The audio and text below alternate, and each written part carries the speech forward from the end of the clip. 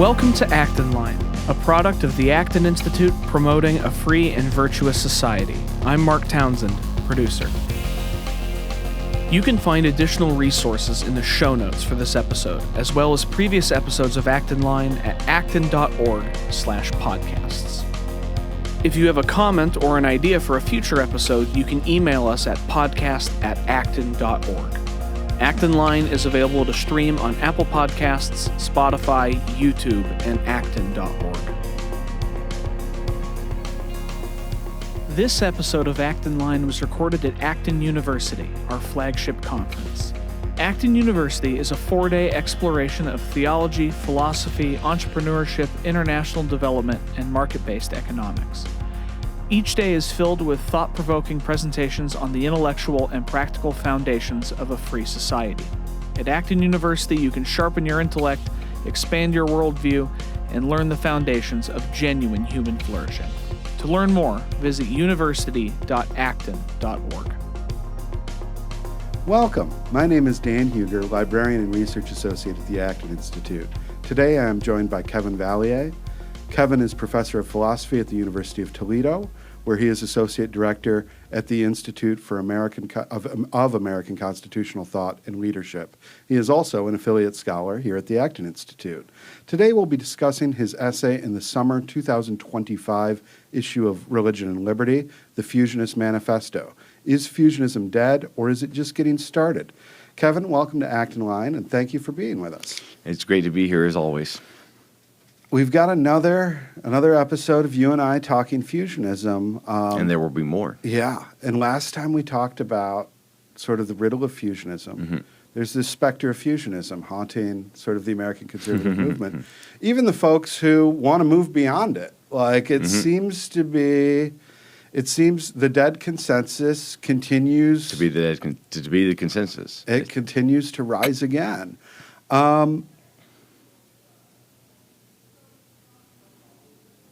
You begin your essay with a little discussion of the breakdown, just like a sentence or two breakdown of this consensus, how it's become sort of like a live issue in both conservative and libertarian communities, the traditional sort of fusionist coalition. But it's broken down in sort of different ways in those communities. And I thought maybe as a way of bringing readers up to speed in that debate, we could talk a little bit about that and what this consensus looked like, both in its conservative flavor and in its libertarian flavor, and how it's broken down in those communities or been challenged in those communities. Yeah, so when I think of fusionism, the sort of central idea is the three-legged stool of kind of Reagan conservatism, right? You have libertarian political economy or limited government. You have a kind of Judeo-Christian moral and metaphysical worldview, right? Something like there's God exists, there's an objective morality. It binds us and requires that we be loyal to certain kinds of local associations and family. And then, traditionally there's also this foreign policy leg of the three-legged stool, which is something like peace through strength or something to that effect. The fusionism I'm interested in isn't really about foreign policy. So it's chiefly about the kind of interface between a sort of Judeo-Christian moral metaphysical view and a sort of libertarian or classical liberal approach to political economy. Mm-hmm.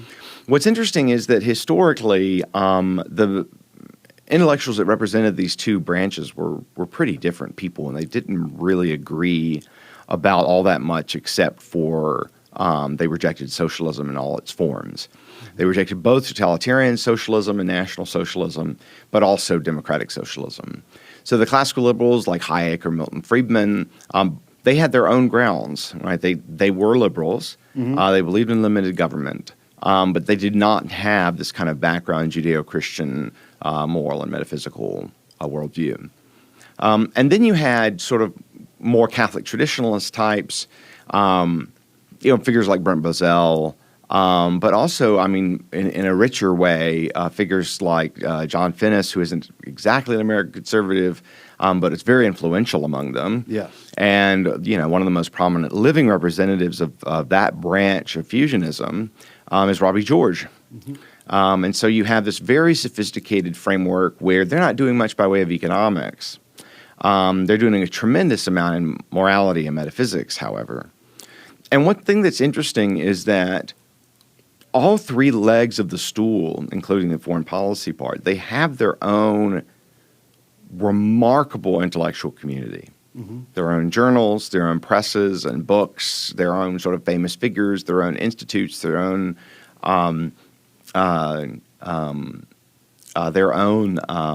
departments, oftentimes in different universities. And the result of this is that each of those intellectual communities is very, very sophisticated. But the question was, well, how did they get along? Yeah. Right? And so the idea was that, well, look, they have a common enemy. And then over time, they start to kind of influence each other, right? So like the Catholic traditionalists say, okay, there are some free markety things that I will accept. And you could see this in figures like Michael Novak, who's got this sort of Catholic, deep, rich Catholic background, even though he was kind of a man of the left early on, but learns a lot of economics and sort of moves to classical liberalism, but is seen as a sort of core figure in fusionist thought. But you also have libertarians that seem like kind of warm to religion over time as well. So Hayek is a very good example here, as is Murray Rothbard for that matter. They don't necessarily become religious except for Hayek at the very end. And so what you start to see is, yes, they're very different intellectual traditions, but they're kind of timed together. For some of them sort of brought them together. And then you had figures that said, look, this is an alliance of convenience, but is there any underlying philosophical connection between these groups? And so then you have the people actively advancing fusionism, chief among them Frank Meyer. Yeah. So with that background, we can say a little bit about what the collapse involves. In the libertarian community, particularly in the 2000s, especially with the Iraq War, many of the more sort of conservative libertarians split off from the Republican Party and the sort of traditionalist conservatives completely, in part because they're seen as hawks. And so the whole sort of background of working with social conservatives, that just breaks apart. And libertarians start to focus in many ways. Sometimes some of them move culturally, socially left. In the sort of moral traditionalist community, a lot of the sort of conversation with economists just stops. And they start to focus almost entirely on social conservative stuff and resisting wokeism and those sorts of things. So in essence, the three legs of the stool just break. Yeah. Right? They're not part of a stool anymore. And particularly in those two larger communities, the conversation in many ways just halts. And today there aren't very many people that are conversant or recognized or respected in both communities at the same time. Probably the person that's the most highly regarded in both circles simultaneously now is Sam Gregg. Yeah. So, he's a Finnish student, but he's also the president of the American Institute of Economic Research. And so, you've got just not a lot of conversation across them. So when I think about them breaking down, I think of the communities breaking off from one another and no longer having the conversation. So, so there's this. Well, except for Acton. I mean, of course, like this is the main point of synthesis. Yeah. So we try to bring together good intentions, sound economics. This is sort of the tagline. We try to bring together religion and liberty. This is one of the classical formulations of what fusionism is.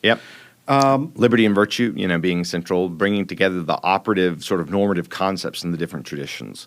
Right. Liberty in the classical liberal community, virtue in the moral traditionalist community. And we talk about this a lot. We're at Acton University now recording this. Like a lot of these lectures are sort of like explicitly like arguments for this sort of thing. Yesterday I did my argument using Lord Acton for sort of like a religiously informed liberalism. Other people have different arguments. We have the new natural law sort of arguments. We have all these sorts of things going on. But we have those arguments here, but those arguments are increasingly rare, and they're increasingly rare venues where that is happening. And you think these arguments are really, really important. Why do you think fusionism is sort of under-theorized on the one hand, and what is the upside of trying to think deeply about it again, renewing that sort of attempt at a fusionist theory? Because a lot of the story about fusionism that some historians tell is that this is a political alliance. maybe it doesn't work anymore in present environments. Maybe with the dissolution of the Soviet Union, the things that brought these disparate folks together, the situation's just changed. And Fusionism was a political movement.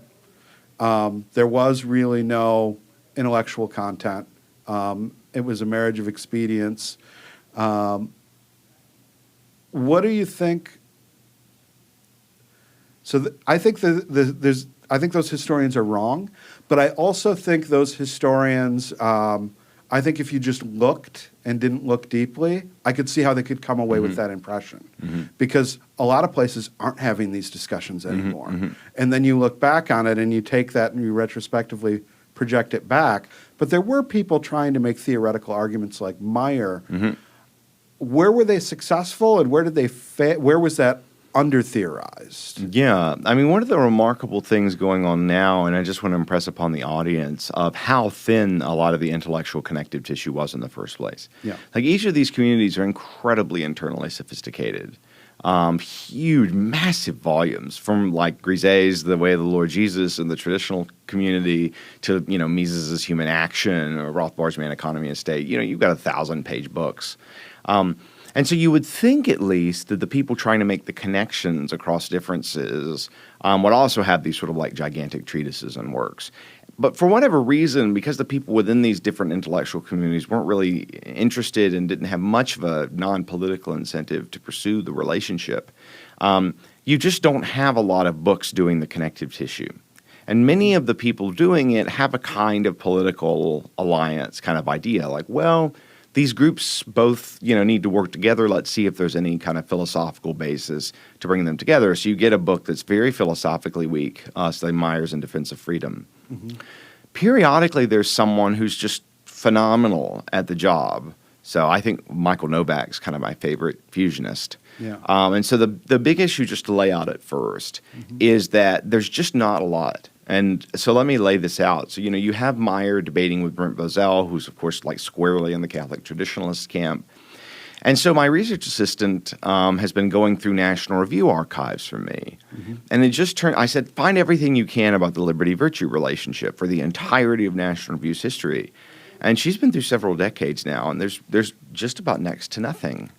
And so the main intellectual venue that you would think where these debates would be being held, it was not really being held. And so, again, just the first thing, just to impress upon the listener, like, how little intellectual work was being done. That's exactly why people say it's an alliance of convenience, is there wasn't as much intellectual work done as you would think. So now the question is, like, well, you can say, yeah, the intellectual work wasn't done, but you can also ask the question, well, but I mean, like, suppose you thought both groups were correct in their domain, all right? What would you do? Like, philosophically, can these ideas be squared? And my interest in it as a political philosopher is that I think both of these camps have rich intellectual insights. And so the question is, can I have my cake and eat it too, right?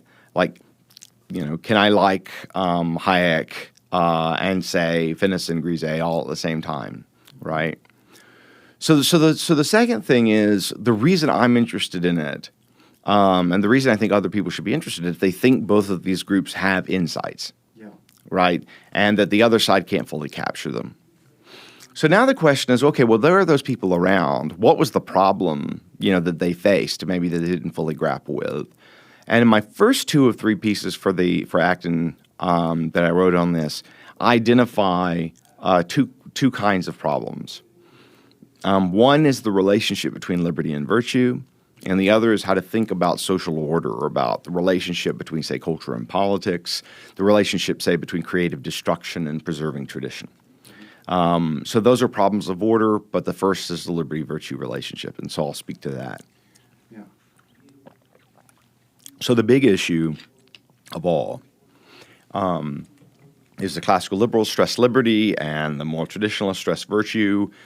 And what exactly is the interrelationship between them? Why would a free society be a virtuous society and vice versa, right? And again, outside of the Acton kind of intellectual ecosystem, we're just finding very, very, very, very little. as far as we can tell, there seem to be two arguments. The first is what I call an argument for moral ecology. And this is the idea that if you leave communities alone, they'll tend to develop their own associational lives and family lives that will promote virtue better than if the state got involved in some way. The state comes in and regulates. It crushes people's sort of creative spirit, makes them less prosperous. The state comes in and redistributes. It creates a dependency via the welfare state. It comes in and taxes. It penalizes merit and independence. That's kind of one thought. Leave people alone and they'll become more virtuous or something. Another is Meyer's argument. And Meyer's argument, in essence, is that you can't coerce virtue at all. And so a lot of the case for freedom is if you want virtuous people, you have to give them freedom. And in many ways, I think what he's doing is he has the Lockean intuition that, like, faith must be free. But then Meyer seems to think, okay, well, that actually applies to, like, all the virtues. Okay, yeah. But he doesn't really have much by way of an argument. In fact, in Defense of Freedom, he's mostly kind of like just pounding his fist on this point. It does not see a lot of the intricacies. And that leaves us with the question of, okay, well, yes, if you kind of leave people alone, they'll form virtuous communities. And yes, sometimes virtue needs to be encouraged, but is that it? Right? Like, is that, like, what else can be said? And I have some ideas for sort of strategies to add to those two. So the idea isn't to take away from them, but to refine them and then add to them. But the worry is that, well, if you give people freedom, they'll develop vices. And if you try to enforce virtue, you'll destroy freedom. And so the worry is they just come apart and in many cases point in different directions. And the arguments that are given either depend on, like, very complicated empirical claims about what communities do in the absence of state power, or they sort of insist upon a connection between concepts that isn't as tight maybe as that they think. So that's the biggest problem. That's a central issue that Fusionists said liberty and virtue rise and fall together. And figures on the new right just say, well, then that's not really true. Like, if you want virtue, you have to sort of close society around a shared conception of the good. Otherwise, you'll get a sort of liberal conception of the good, which is just based on autonomy, isn't connected to higher things at all. You get social degradation and atomism and so on. And then on the liberty side, people will say, well, but people should be free to be vicious. Right? Like, it's just not the business of the state to try to make people virtuous, even if it could.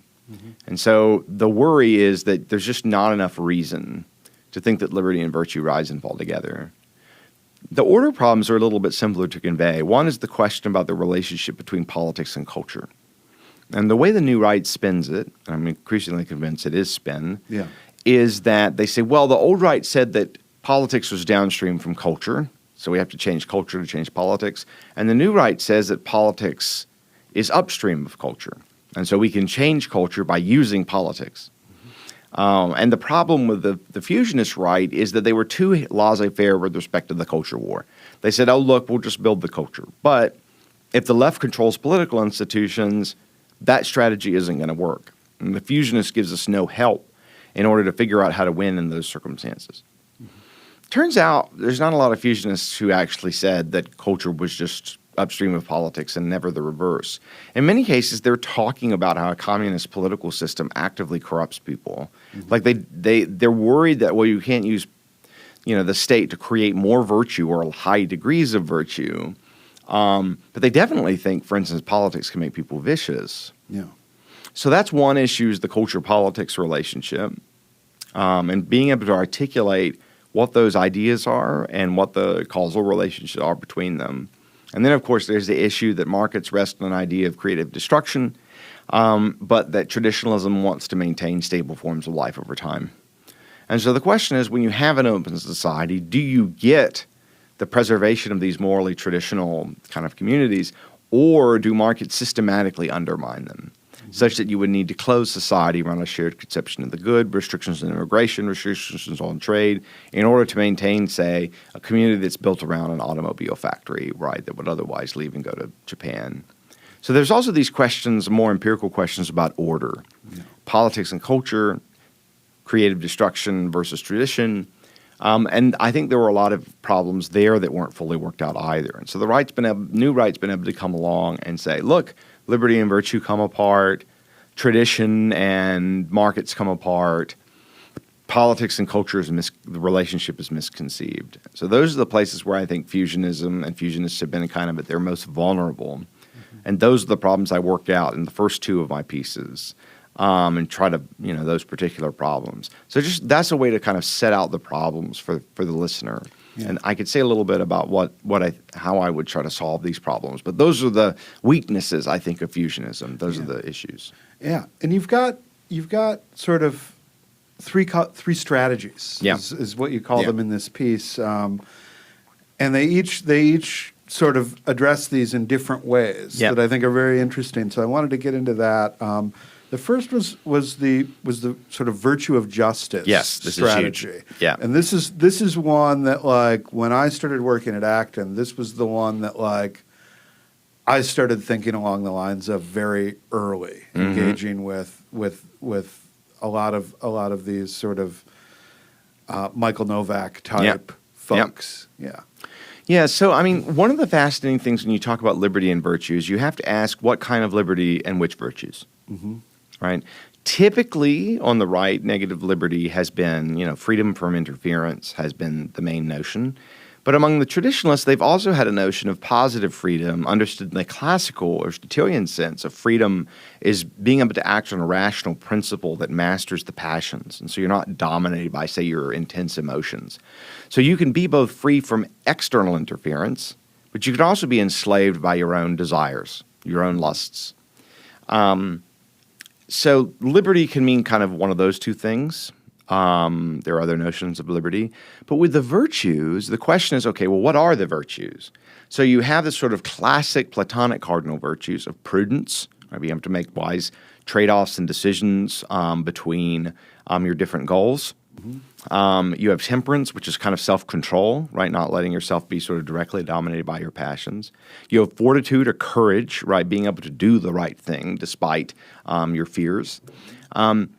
And the thought would be, with fusionism that, look, those three of the four cardinal virtues, the fourth being justice, you'll get more of those courage, temperance, and prudence if you kind of leave communities alone and let them grow up and kind of do their own thing.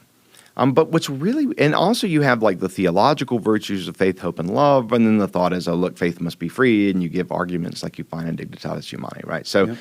For Aquinas, you've got the four cardinal natural virtues. You've got these three supernatural virtues. And I've left out the seventh, justice, for a reason, because you can kind of see why, non-interference, that would help faith, right, the virtue of faith. Mm-hmm. Or non-interference would lead to more temperance or prudence or whatever.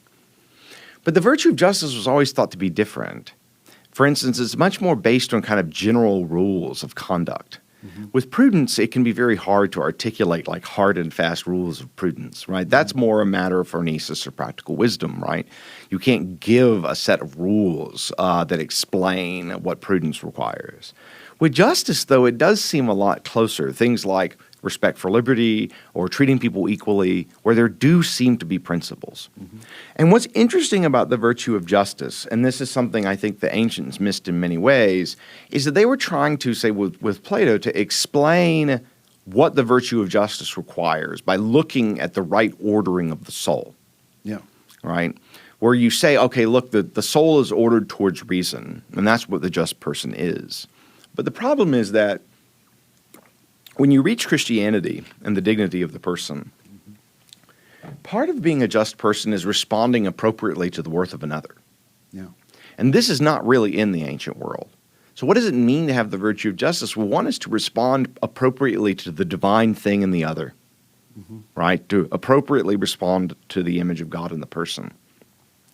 What's weird about that, though, is if you say something like, okay, usually the thought among virtue theorists is like you articulate virtue and then it kind of tells you what you should do. Say, what does the prudent person do? Or what does the temperate person do? But now if you ask, what does the just person do? You have to do more inquiry. You have to say, okay, well, what is justice? Like, what does justice require? Like, what are the true principles of justice?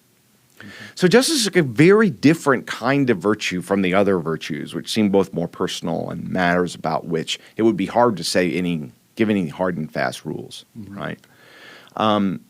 So if we're interested in their liberty-virtue relationship, with respect to promoting the virtue of justice, we need to know what justice requires as an independent matter from the virtue of justice. You can't say what it is to have the virtue of justice unless you know already what justice is or something in the vicinity of what it is. Mm-hmm.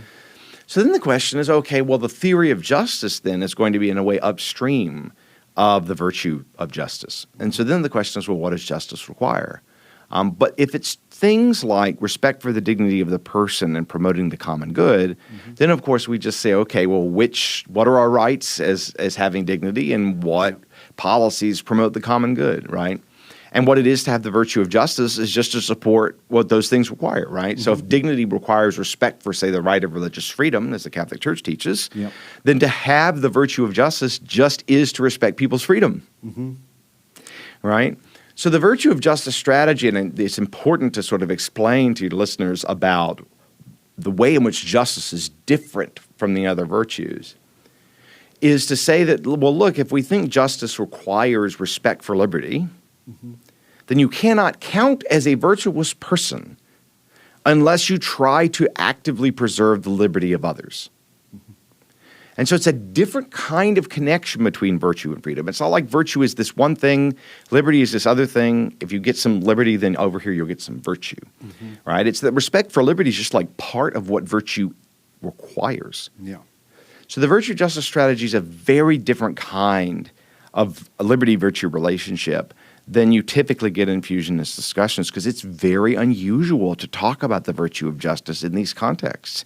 They mostly seem to be thinking of temperance and prudence. Yeah, I think this is very important, and it gets us back to a simultaneously more traditionalist understanding of the virtues and a more places freedom at its center while doing so. Now, another strategy you employ, and this is the one that often, when people do the famous Lord Acton power corrupts quote, this is sort of what they're invoking, although the context of that quote is very different, and that's for a whole nother episode. But you talk about it in terms of the ruler's burden strategy as a way of making an argument. Let's unpack that a little bit. Yeah, so this is super important. The standard fusionist argument goes something like this. If you leave me alone, look what I can do. Look who I can become, right? The traditional thought is, give me liberty and I'll give you virtue, right? But the ruler's burden strategy looks in the other direction. It says, if you leave me alone, look who you can become.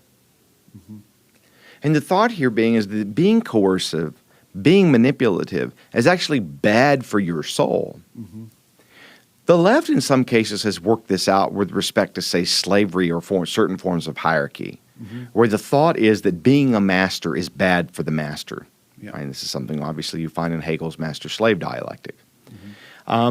But generally speaking, the right has been less eager to use this kind of argument than you would think. There's always the idea, the Actonian sort of slogan, Hayek's "the worst rise to the top." You get a lot of generalizations of this, but there's not a lot of focus on what happens to the development of virtue among those who are in power. We know, if there's a lot of power, it'll be bad for them. But in terms of actually working it out, it's pretty underexplored. And so one way I like to bring this into focus to classical liberal readers is to take Smith's idea of the man of system in the theory of moral sentiments, right? And the thought here is that, you're essentially thinking of other people as chess pieces to kind of be moved around, right? And so I have this idea, and I need to come to Acton and work these ideas out in a talk about whether the man of system can flourish. Can the man of system flourish, right? It's not just what becomes of the people he controls, but what becomes of him. And so the ruler's burden is the burden on character of being in charge. And so you get things from like C.S. Lewis or Tolkien saying most people are not fit to have this authority. And there's nothing worse than being ruled by a busybody. You'd rather be ruled, say, by corporate fat cats. But it's bad to be a busybody. right? It's bad to be someone that kind of manipulates and controls. It's not just because, say, if you hurt people or violate their rights, you're unjust either. There's a way in which you become more unjust because you don't recognize the worth of other persons in figuring out how to kind of manipulate or control them. It's also the case that, in many cases you're put in a position, like with Smith talks in the Wealth of Nations about how more extensive government places a burden on the sovereign because the sovereign can't actually pull off what he's been charged with pulling off. Yeah. Right? And so he's got to try to achieve things that he just can't achieve. And if you spend your life working, say, in a bureaucracy to try to create social change and it just keeps backfiring, right? It doesn't actually work. What happens to your job? Well, you get tempted to move people around or manipulate them, or you just aren't effective. Like you just are not flourishing because you can't do the thing that you've built your life around doing. So there's different ways in which, for instance, having excessive power can be corrupting. One is just, you develop Plato's soul of the tyrant, right? But the other is just, your life just becomes unmoored from what's meaningful and valuable because you're in a job where you can't actually do what you want to be doing. So there's a lot of different kinds of ways in which having sort of excessive power can corrupt the soul. But that's the difference. Instead of just saying, if you leave me alone, look what I can do. It's, if you leave me alone, look who you can become. That's the essence of the ruler's burden strategy. Yeah, and this is something I love in Smith. He also has, in addition to the man of system, there's the man of public spirit. And the man of public spirit, I think, is sort of the riddle of what prudential liberal governance should be. Because when Smith outlines the man of public spirit, he's a man that is deferential to those that he rules, even when they're wrong, and refuses to compel them, even when they're in error, and seeks to sort of just guide them and persuade them, and act with restraint. And that's where the consent of the governed has a real cash value. It is actually bound up in legitimacy of governance. It's more complicated than the ruler just solving the problem. Like ruling involves people, and it involves respecting those people in terms of justice, as we talked about earlier. So yeah, I think you see this. I think this is why there cannot be a sort of liberal utopianism. I think built into it is because you have to prod the non-liberals. So that way we've got kind of three strategies on the table. The moral ecology strategy, which is the leave me alone, look what I can become, look who we as a church or a family or whatever can become. We've got the ruler's burden strategy and the virtue justice strategy. So that's three of them. I do think there's a fourth. I can't quite remember if I brought it up in the piece, No, so this is what I was going to ask about, because I know that this is an ongoing project. Yes. And so this isn't like an exhaustive list or anything. No, it's not. I got a really interesting question from an attendee of my lecture on Acton, because I lay out Acton system, and it's very central to it is conscience. And the attendee's question, her question was, does this work without a conscience or without a soul or without a deity, and or without Christianity? I think was the way the question was phrased. And I said I think Acton system can still work without a specific conception of Christianity, but I'm not sure that the sort of arguments he makes work without the human soul and without the human conscience. And in that way, it's a very different sort of argument. It's a very religiously it's a religiously inspired argument, and that's not going to be persuasive. And Acton himself realized there were some problems with that when he looked around and he saw the way that religious believers often behave.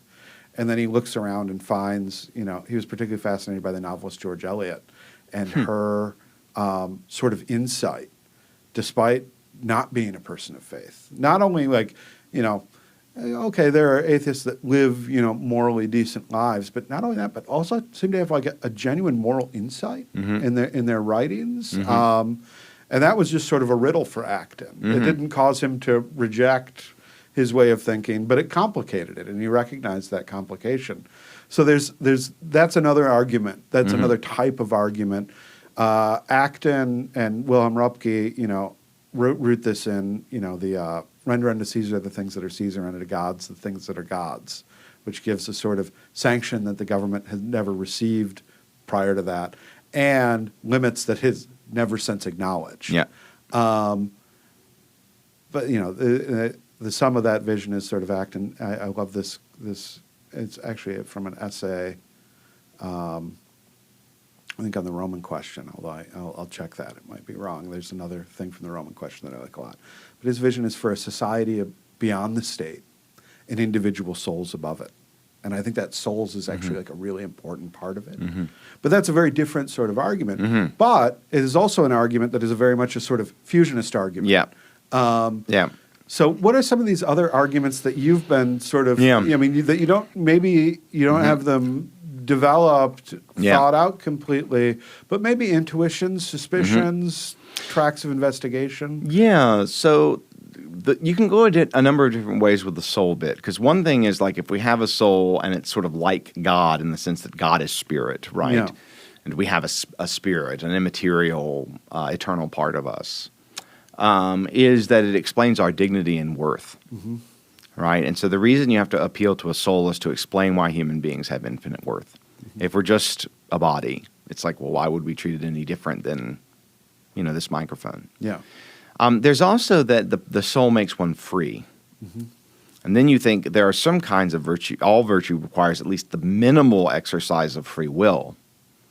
Right? That's not necessarily freedom from government interference. There are a lot of saints who developed heroic virtue even when they were imprisoned and being tortured. So, there's also the virtue of justice and respecting freedom of conscience, and also being humble so that you don't try to separate the wheat and the tares. So the presence of the soul, in terms of its relevance to the project, is actually relevant in a lot of different kinds of ways. But there's a specific way that I'll build on that Meyer tries to appeal to, and this is his main argument, which is that you can't coerce virtue. This is the one that people go to. It's in part derived from Locke's arguments on the virtue of faith. The reason you need religious toleration is because otherwise people can't develop an authentic faith, and only an authentic faith can please God. Now, Proust raised problems for Locke's arguments, in debate with Locke in the 17th century, and he just says, well, the state maybe, in some sort of more modest interventions can sort of steer people away from error. I mean, if you have total interference, you can't get, freedom from, or you can't get an authentic faith. But that's not really the interesting question. The interesting question is whether we can use more modest forms of intervention, like, say, requiring people to go to church and listen to the gospel. And I think for Meyer's argument, it's an expansion, the way I like to think about it, it's an expansion of Locke on the virtue of faith to all the other virtues. So, like, develop real courage. You have to be free to face your fears. To develop real prudence, you have to be free to fail. To develop real temperance, you have to be able to say no to temptation. All of those things require freedom. But the problem is that Meyer thought that virtue required freedom in the sense that it always required maximum negative liberty. Now, it does require to be able to exercise free will, but the lives of the saints are pretty much counterexamples to the idea that virtue requires non-interference from the state, like it requires capitalism or something. And so he pushed the point entirely too far. I do think it can be, however, reconstructed. I call this the authenticity strategy. You want authentic virtue, and that requires freedom. So I would weaken the argument a little bit. If you look at particularly how John Finnis and Robbie George make the case for religious freedom, they say there's this basic good that we pursue, the good of religion, of being, say, harmonized with the greater than human order, or trying to bring ourselves into alignment with a greater than human order, whether we kind of recognize it or not. That might be God as one understands it, Dharma, say, as a Hindu or a Buddhist might understand it. But the idea there is a kind of virtue of faith that's related to the enjoyment of the good of religion. And while that doesn't require freedom in every single case, it does require giving people a kind of freedom from interference that they can build their life around, right? An expectation that there are certain rights that if they're protected, that people will be in social environments where it's possible to best develop those virtues. So again, yes, a particular violation of freedom might help virtue, but in general, if the state respects freedom, you're more likely to develop the virtues through your own exercise, right? So it's a weaker argument in some ways. It's not saying, oh, boom, here's classical liberalism. And of course, Finnis and George do allow for moralistic legislation in some cases where they think, yeah, I mean, not all the virtues are the same. They want faith to be free, however. And then when I push back against them and say, well, why is temperance and the virtue of temperance and the virtue of faith, like, why are they that different? Right? If you need a generally free society to develop faith, and you could have coercion in favor of the true religion, but you can't do that because then the faith wouldn't be authentic, it would be pressured. Why doesn't that hold for temperance? Why doesn't it hold for prudence? Why doesn't it hold for courage? And why doesn't it hold for justice? And so the way I see the authenticity strategies, it puts the virtues on all fours. And it takes the widely held view that the virtue of faith requires freedom. So even the sort of Catholic Church as a whole endorses this argument in Dignitatis Humanae, right? Yeah. And then it's just to say, well, the other virtues are parallel. So that's the four strategy, what I call the authenticity strategy. And those are the four that I hope to sort of fully pursue in my next book. Nice. So one of the things that you bring up in your piece is your debt to Gerald Gaus. Yes.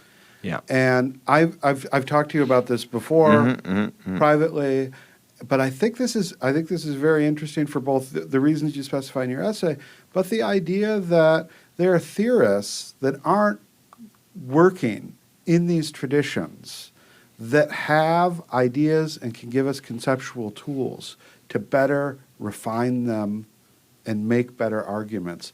What is Gauss's contribution to your thought along these lines? And then what is the sort of general argument for looking outside the tradition for sort of novel arguments, new conceptual tools to bring to bear on these problems? Yeah, so my teacher, Gerald Gaus, was a philosopher at the University of Arizona that was in many ways one of the most prominent classical liberal political philosophers in political philosophy. His work wasn't as well known outside, particularly of analytic political philosophy, because Jerry was very interested in creating the field of research that we now call PPE, philosophy, politics, economics. And it required a kind of methodological pluralism and eclecticism that required very careful mastery, particularly of the sort of philosophical skill of logic and the economist's skill of reasoning under scarcity. And it required knowing those methods enough to bring them together. And so a huge amount of Jerry's work is doing just that. He helped to found the journal, Politics, Philosophy, and Economics. He's helped to found Arizona's and ran Arizona's PPE program. So a lot of his work is more technical, even though I highly recommend it, and I think there are good, more popular versions of the ideas.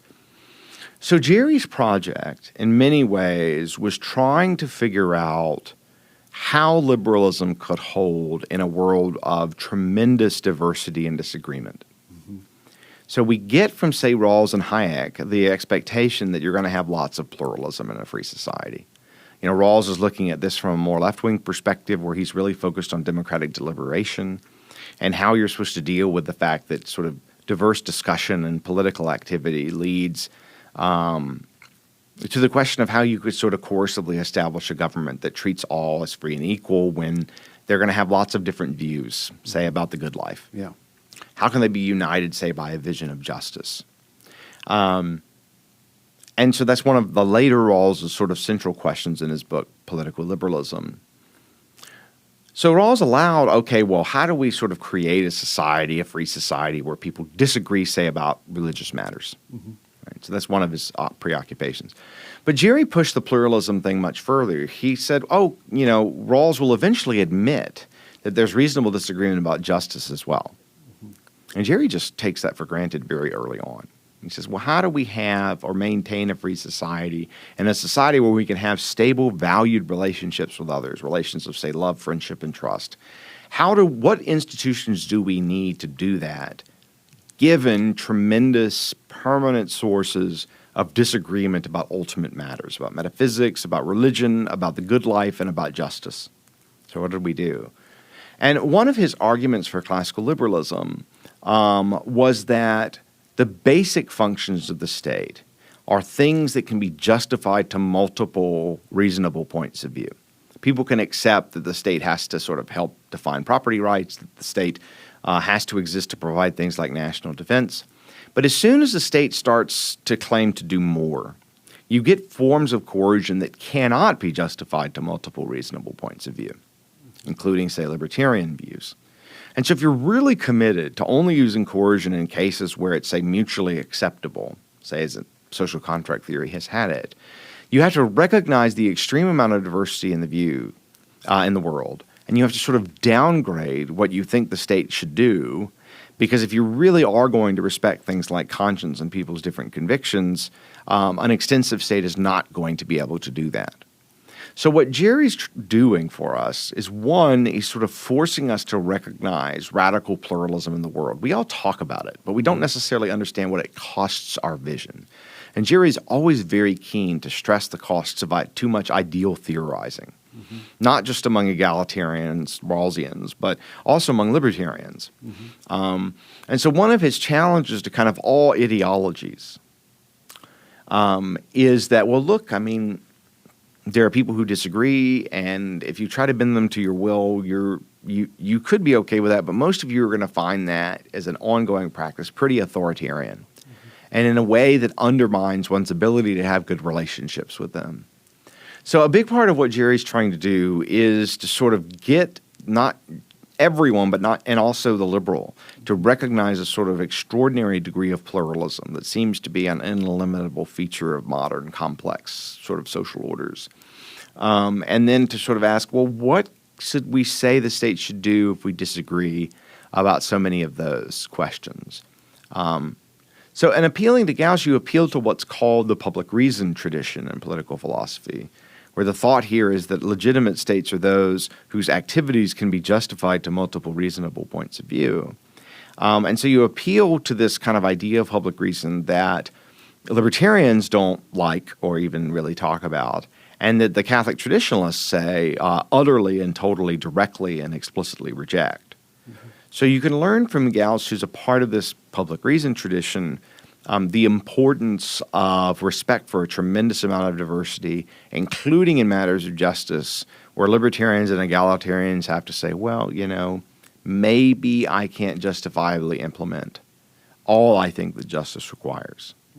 So that's one way in which I draw on Jerry in my thinking. Yeah. Why should folks, so one of the things being sort of around this movement for as long, these movements, as long as both you and I have, I see a lot of folks that, you know, they tend to become sort of institutionalized, and they tend to become sort of frozen. There are these canonical figures that they draw from, and they make arguments about. And sometimes the conversation becomes very insular. Sometimes it's fascinating because that allows you to go very, very deep into these things. Like it's not that there aren't upsides to this, but the downside is there are people doing interesting intellectual work that have applications to problems that we're all discussing, whose names don't ever get brought up, whose arguments are never introduced. How do we broaden that? I mean, you're doing this. You're kind of a model of doing this, of bringing figures that folks in libertarian and conservative circles don't talk about a lot, don't pay a lot of attention to, and making a compelling case for why they should. How do you do that? So one of the things you have to do is bring to bear your understanding of the rudiments of these thinkers in a way that can be sort of conveyed. With respect to fusionism, what people don't understand is that there's these two intellectual communities that exist within philosophy that have developed incredibly sophisticated technical tools for making the case for their views. One is the PPE community, and the way that it's creating an interface between, in particular, the method of philosophy, that of logic, and the method of economics, that of choice under scarcity, and bringing the very richest forms of logical argumentation and economic reasoning to solve certain problems that plague both fields, say about what kind of public policy we ought to have.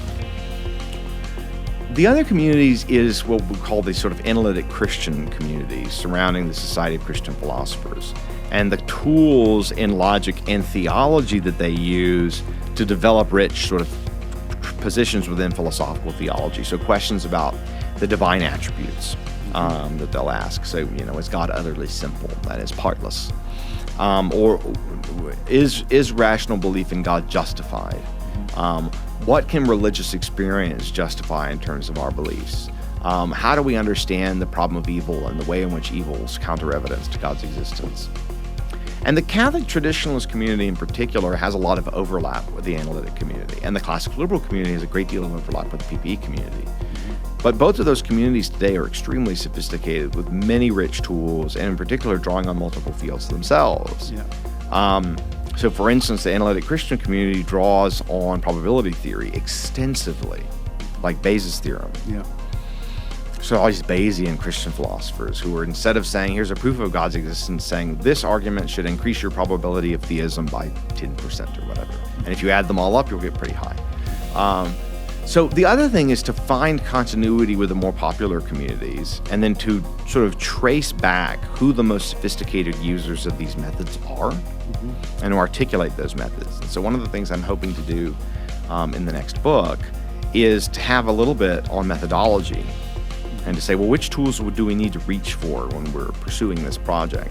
And so the true fusionism is also going to involve a methodological fusionism, and particularly the interface between philosophy, economics, and theology.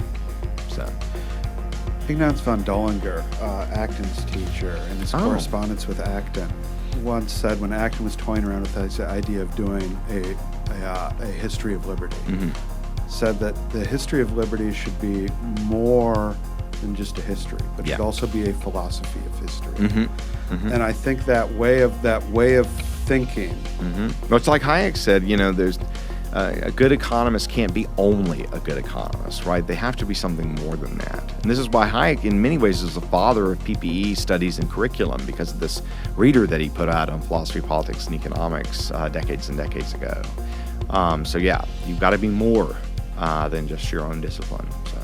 Thank you, Kevin, for always challenging us to be more and to be better thinkers and more consistent thinkers. We look forward to many more conversations in the future. All right. Thanks so much. It's so great to be here, as always.